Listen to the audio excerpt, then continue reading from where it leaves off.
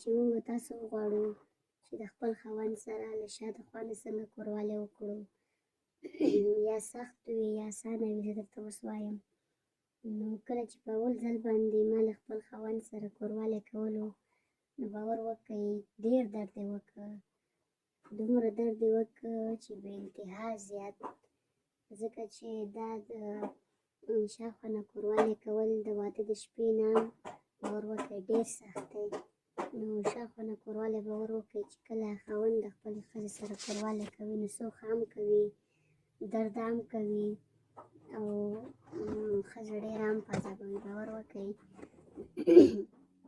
نو کله چې خاوند خپلې ښځې سره له شا له خوا نه کوروالی کوي، نو باور وکړئ چې په اول ځل باندې خو دومره سخته وي چې کله سیز پر ور ورننوځي، باور وکړئ دا بیا ډېر زیات درد کوي او دومره سوخ کوي چې بې انتها زیات سوخ کوي.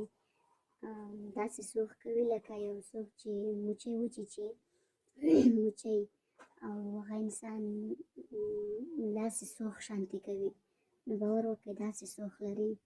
نو شاوخوا نه کوروالی باور وکړئ په اول ځل باندې خو بیخي زیات سخت دی، دومره سخت دی چې بې انتها زیات.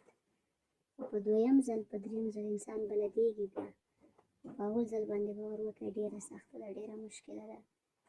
موږ تاسو باید ورسره ځان عادت کړو، باید شا له خوا نه کوروالی وکړو د خپل خاوند سره، ځکه چې مزه ترې هم اخیستلی شو او خوند هم کوي. نو ځکه چې مخې خوا نه بیا انسان ډېر خوند ترې اخلي.